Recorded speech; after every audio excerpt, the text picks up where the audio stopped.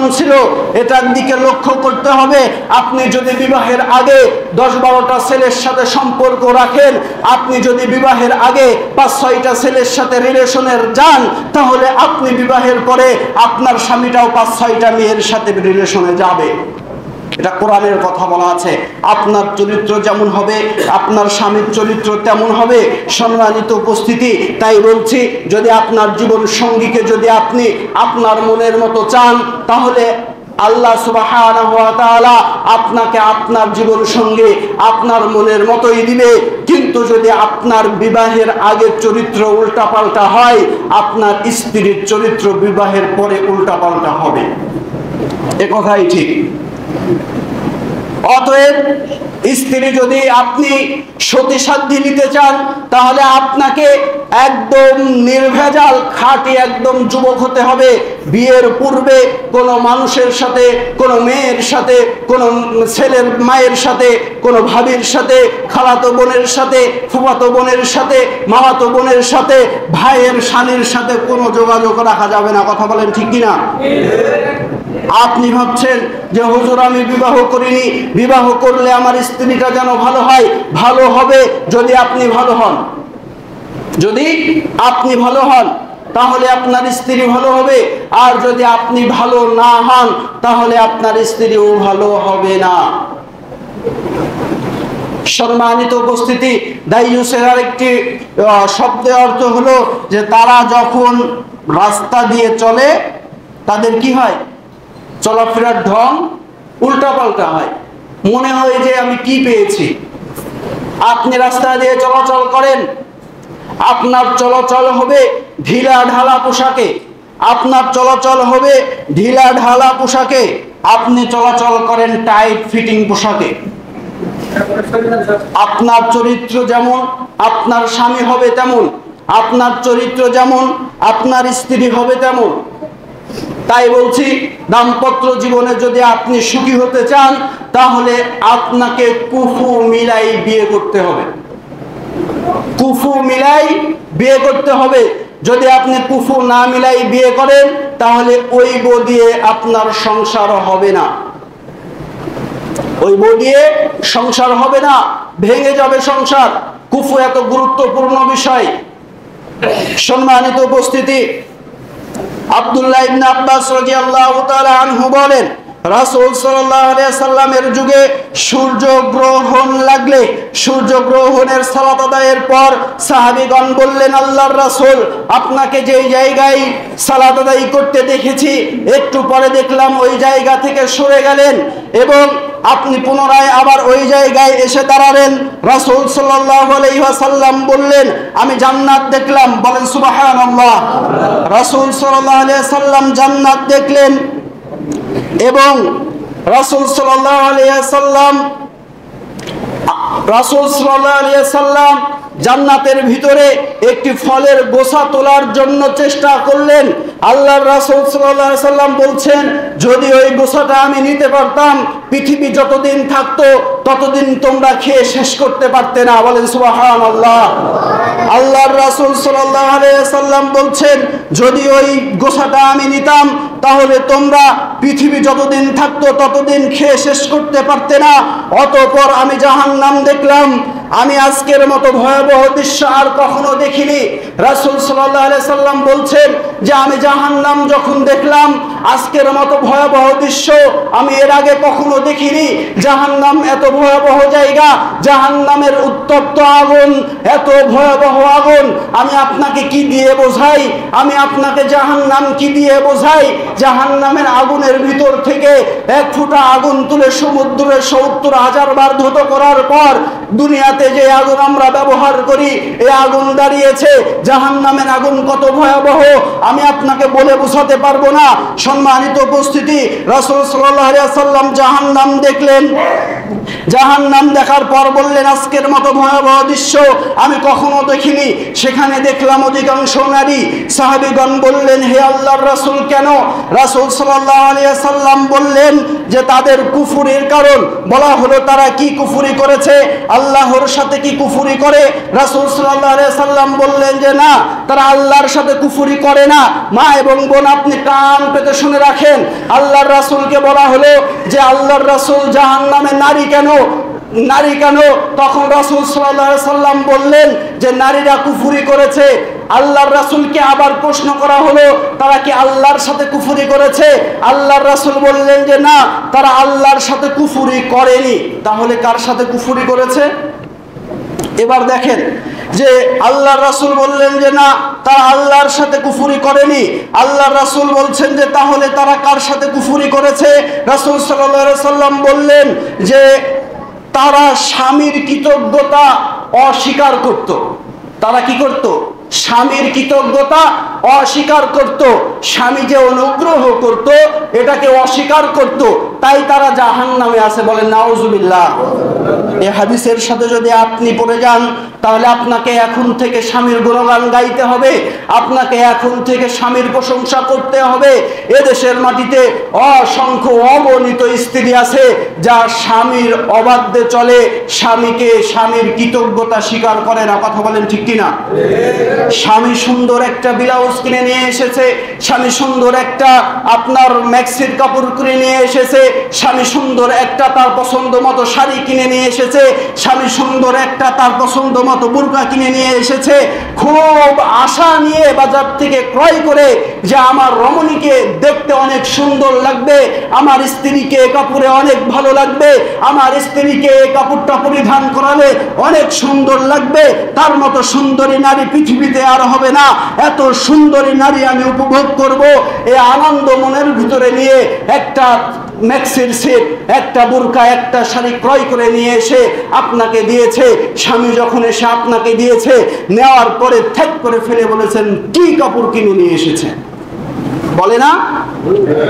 এরকম মা এবং বোন নাই? আছে। এদেশের মাটিতে যদি ভাগ করা যায় 99 ভাগ মুসলমানের ঘরে, 99 ভাগ স্বামী এবং স্ত্রীর ঘরে, স্বামী শখ করে যদি একটা পেঁয়াজিও নিয়ে আসে, বলে কাজ না, ওই পেঁয়াজি যখন হাতে দেয়, পেঁয়াজি পাওয়ার পরে বলে কাজ নাই, গ্যাসে বাঁচেন, আবার পেঁয়াজি কিনে নিয়ে এসেছে। এটাকে বলে স্বামীর কৃতজ্ঞতা অস্বীকারী। স্বামী আপনাকে ভালোবেসে, আপনার কথা চিন্তা করে আপনাকে সাজুগুজু করানোর জন্য সুন্দর তার পছন্দ মতো শাড়ি কিনে নিয়ে এসেছে, আপনাকে দেওয়ার পরে আপনি বলছেন কি কিনে নিয়ে এসেছে? এর ছাপ ভালো না, চোখের চয়েজি ভালো না, একে একটা জিনিস কিনতে দিলে ভালো করে কিনতে পারে না, কত দাম শোনার পরে তো বলবে যে এত টাকা দাম, এই সেই নানান ধরনের স্বামীর বিরোধিতা করে, স্বামীর বিরুদ্ধে কথা বলে।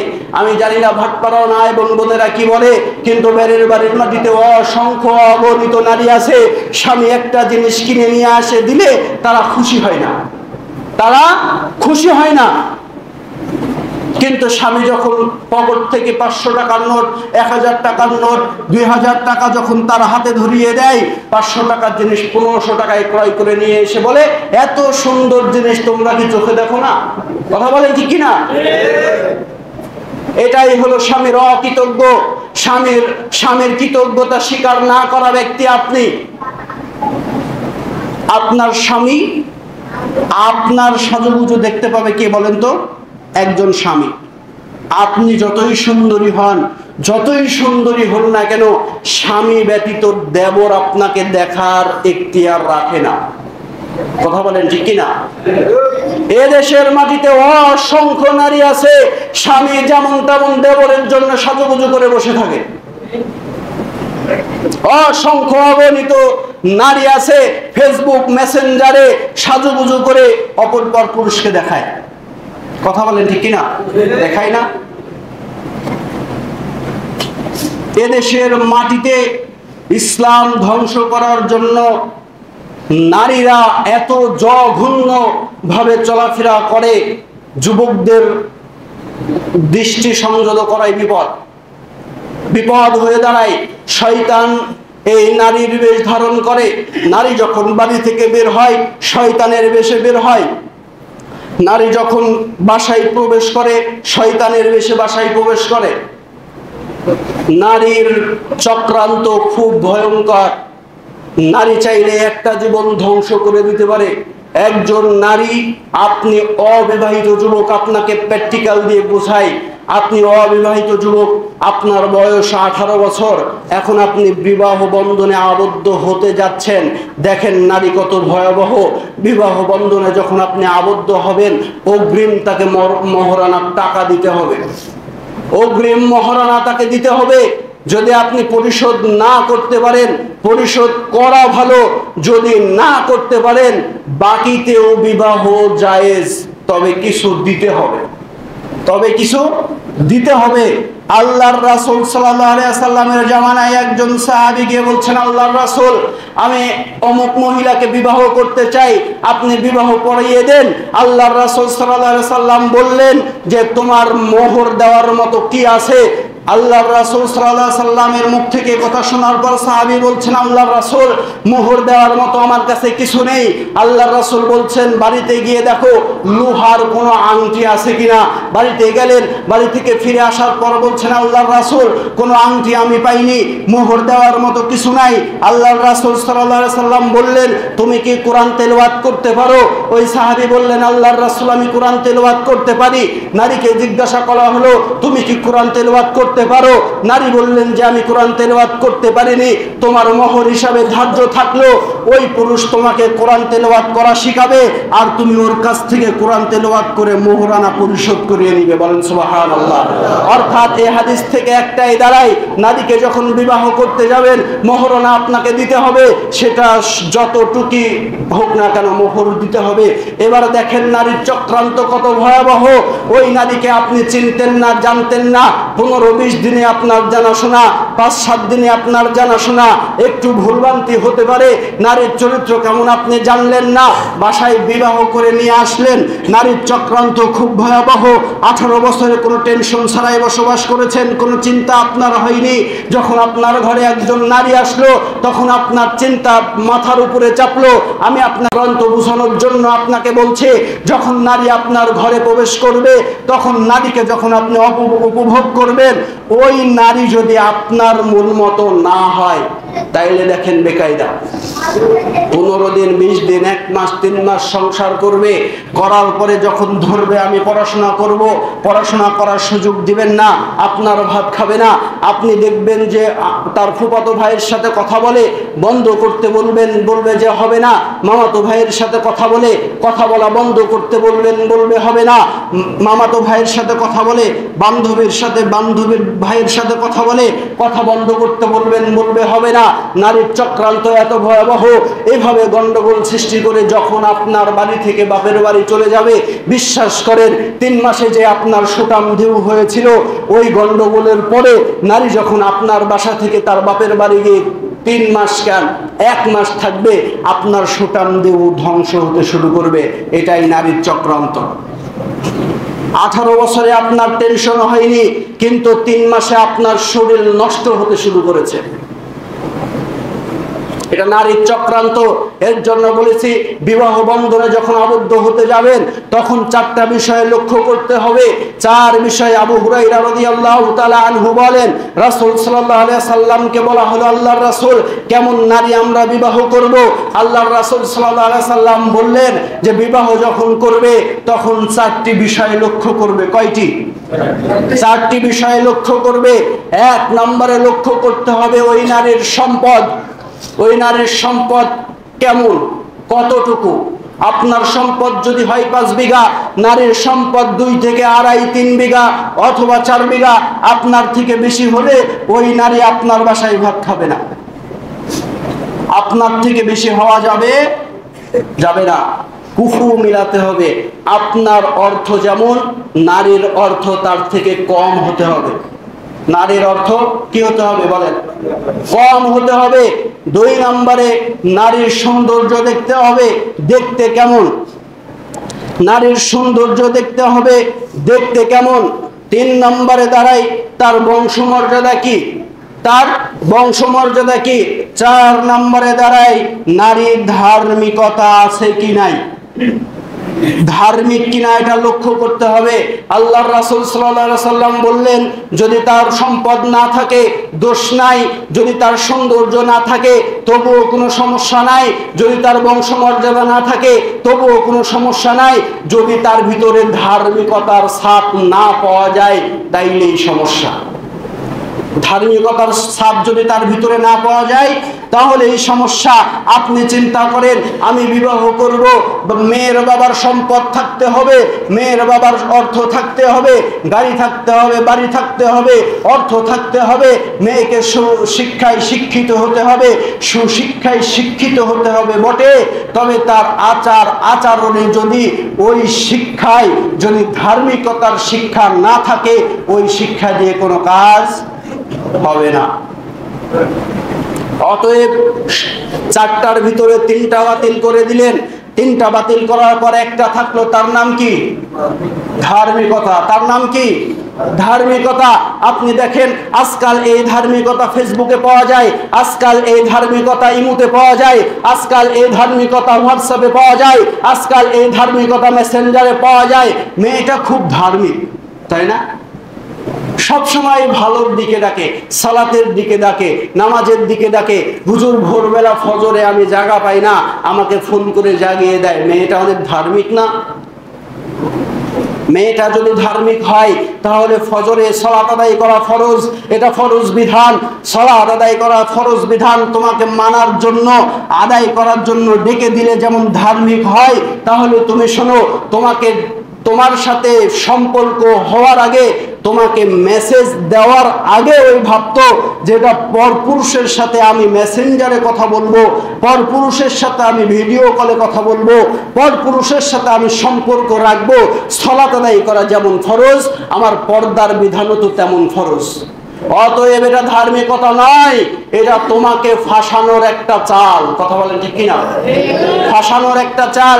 আপনি দেখেন, আপনি পর্দার মা এবং বোন, আপনাকে বলি ছেলেটা অনেক ধার্মিক, আপনাকে বোরকা পরার কথা বলে, স্কুল ড্রেস পরে আমাকে স্কুলে যেতে দেয় না, আমাকে এতই বাধ্য করেছে আমি বোরকা পরিধান করে স্কুলে যাই, স্কুলে বোরকা খুলে স্কুল ড্রেস পরিধান করি, বোরখার তলে বোরখা খোলার পরে স্কুল ড্রেস পরে আমি ক্লাস করি, আবার যখন স্কুল থেকে বের হই তখন আমি বোরখা পরিধান করে আবার রাস্তায় হাঁটি। ছেলেটা এতই ধার্মিক, আমাকে বোরখা পরিধান করিয়েছে, ছেলেটা এতই ধার্মিক, আমাকে সালাতের দিকে ডাক দেয়, আমাকে নামাজ পড়িয়েছে। আপনি দেখেন ছেলেটা ততক্ষণ পর্যন্ত ধার্মিক থাকবে যতক্ষণ আপনি সুন্দরী নারী, আপনার মূল্য এত বেশি, আপনার মূল্যবান সম্পদ আপনাকে যখন ওই ছেলেটা ভোগ করবে, আপনাকে যখন ওই ছেলেটা ভোগ করবে, উপভোগ করবে, 3 দিন পর দেখবেন ওর ধার্মিকতা শেষ হয়ে যাবে। সালাতের জন্য আপনাকে আর ডেকে দিবে না, পর্দার জন্য আপনাকে আর জোর জুলুম করবে না, কারণ আপনাকে ভোগ করা আর শেষ। ওই পুরুষ আপনাকে ভোগ করার পর 3 দিনের মাথায় আর এক নারীতে আসক্ত হবে। এ কথাই সত্য, তার চরিত্রে ভেজাল আছে।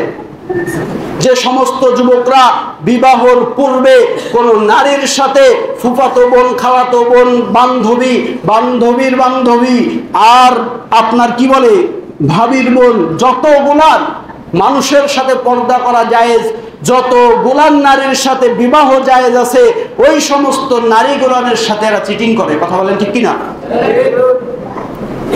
আপনাকে উপভোগ করবে, করার পর দেখবেন মেসেঞ্জারের আইডিও নাই, ইমো নাই, হোয়াটসঅ্যাপও নাই, সব শেষ। আপনাকে হাই হতাশ ছাড়া আর কিছু করার থাকবে না। আপনার যৌবন শেষ, আপনার চরিত্র নষ্ট করে দিয়ে ওই যুবক আর এক জায়গায় তাল দেওয়ার চেষ্টা করে। আপনাকে সতর্ক হতে হবে।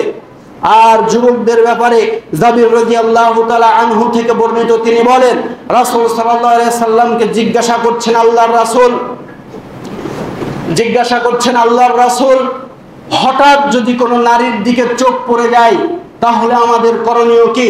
রাসূল সাল্লাল্লাহু আলাইহি সাল্লাম বললেন, যদি হঠাৎ তোমার কোনো নারীর দিকে চোখ পড়ে যায়, তৎক্ষণাৎ ওই সময় ওই হঠাৎ তার কাছ থেকে চক্ষুকে ফিরে নিয়ে আসা লাগবে, তোমার চক্ষুকে নত করতে হবে।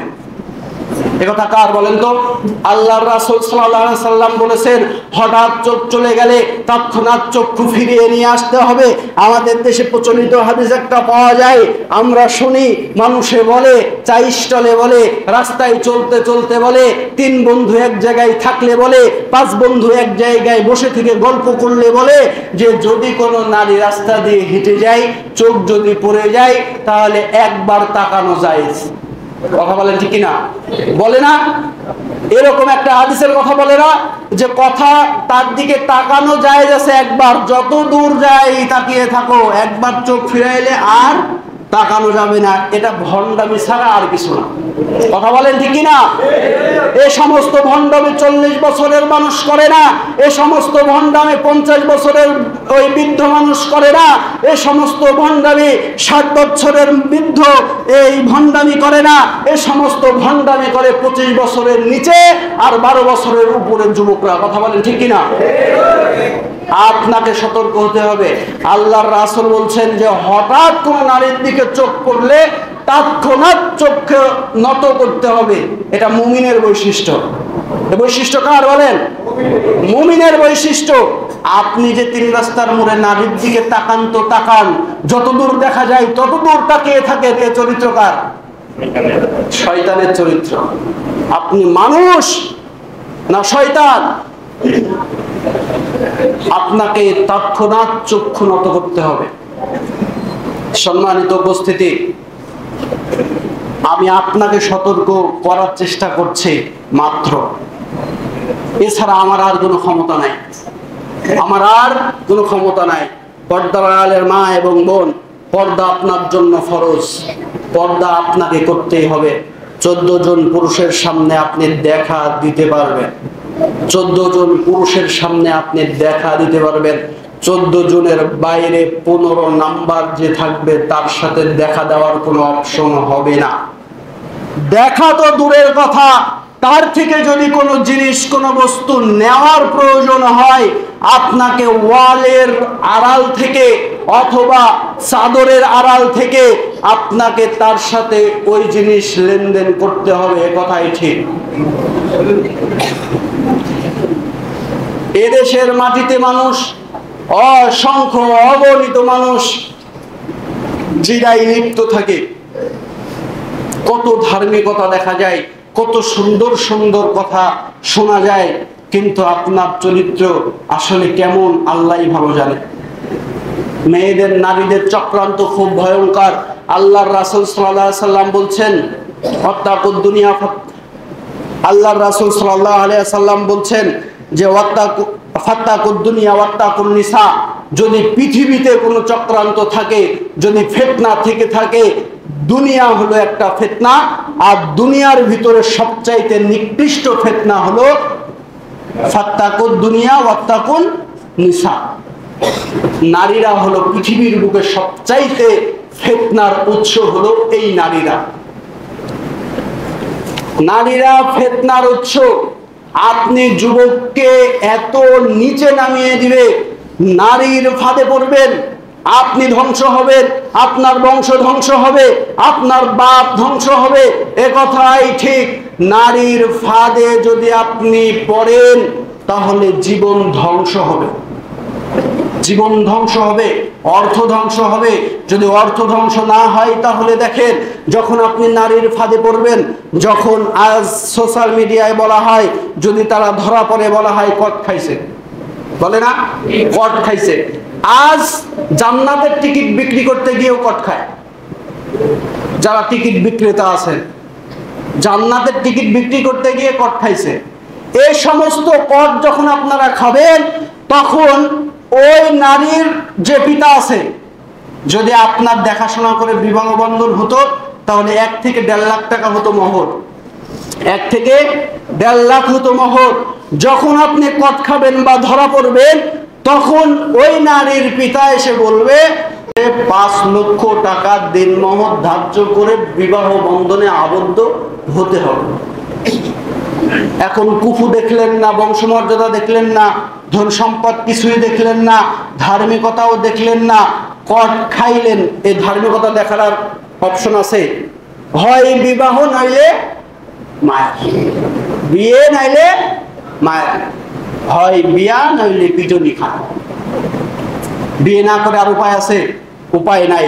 5 লক্ষ টাকা দেন মোহরে যদি আপনি বিবাহ বন্ধনে আবদ্ধ হন, মহিলা যে এতই ফিতনা আমি বোঝাই আপনাকে, আবদ্ধ হওয়ার পরে অসংখ্য অগণিত মানুষ, আমার বাড়িতে 4 থেকে 5টা আছে, চোখের সামনে আমি সাদৃশ্য দিতে পারি, আছে, পাওয়া যায়।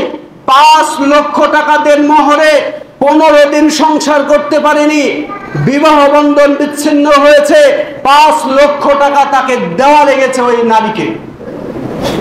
অর্থাৎ মহিলার চক্রান্তে যখন একজন যুবক পড়ে যাবে, তার বংশমর্যাদা ধ্বংস হবে, তার সম্পদ নষ্ট হবে, তার আত্মসম্মান বোধ ধ্বংস হয়ে যাবে। এ কথাই ঠিক। 5 লক্ষ টাকা দেন মোহরে যখন একজন নারীকে বিবাহ করতে হবে, আর ওই নারী যখন আপনার ভাত খাবে না, জনসম্মুখে বলবে আমি এর ভাত খেতে পারবো না, এর ভাত খাবো না, তখন আপনি বাধ্য থাকিবেন তার দেনমোহর দিতে হবে। আপনার বাবার সম্পদ বিক্রি করে হলেও 5 লক্ষ টাকা দিতে হবে। এতে আপনার বাবার সম্পদ ধ্বংস হলো কি হলো না বলেন? ধ্বংস হলো। অতএব নারীর চক্রান্তে যখন পড়বে যুবক, যুবকের চরিত্র ধ্বংস হবে, যুবকের পিতার মান সম্মান ধ্বংস হবে, যুবকের বংশ ধ্বংস হবে, যুবকের বাপের অর্থ ধ্বংস হবে। এ কথাই ঠিক। অতএব নারীর চক্রান্তে যুবক পড়া যাবে না। নারীর চক্রান্তে পড়া যাবে? পড়া যাবে না। আল্লাহ সুবহানাহু ওয়া তাআলা তোমাকে দেওয়ার জন্য এত সুন্দর সুদর্শনী, এত রমণী গুণবতী নারী প্রস্তুত করে রেখেছেন। তুমি অপেক্ষা করো, ফাইসালা হবে আরশে আজিমে। কথা বলেন ঠিক কিনা? ফাইসালা হবে আরশে আজিমে। তুমি যেমন তোমার সাথে বিবাহ বন্ধনে আবদ্ধ হবে তেমন, তুমি যেমন, তোমার বংশ যেমন, তোমার স্ত্রীর বংশ তেমন। এটা দেখে শুনে বিবাহ বন্ধনে আবদ্ধ হতে হবে। আপনি জোর জুলুম করে নারীকে পালিয়ে নিয়ে গিয়ে বিবাহ করিয়েন না। আমার একটা অনুরোধ, পৃথিবীর বুকে এমন কোনো আইন নাই যে ওই আইন শরিয়া আইনে বাস্তবায়ন হতে পারে। পৃথিবীর বুকে কোনো আইন নাই।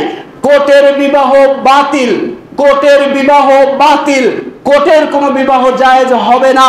কোর্টে যে সমস্ত নারীরা এবং যুবকরা পালিয়ে গিয়ে বিবাহ বন্ধনে আবদ্ধ হয়েছে, ওয়াল্লাহি আল্লাহর কসম, ওয়াল্লাহি আল্লাহর কসম, ওই যুবক এবং যুবতীর কাছ থেকে যে সন্তানগুলো পৃথিবীতে ভূমিষ্ঠ হয়েছে, এরা পবিত্র অবস্থায় ভূমিষ্ঠ হয়নি। বিবাহ বন্ধনে আবদ্ধ করতে হলে একজন হুজুর দরকার হয়, পিতামাতার আদেশ দরকার হয়, পিতামাতার দোয়ার প্রয়োজন হয়। আপনি যুবক, আপনি একা বিবাহ করতে পারেন, ইসলাম আপনাকে এখতিয়ার দিয়েছে, কিন্তু একজন নারী একা বিবাহ করতে পারে না।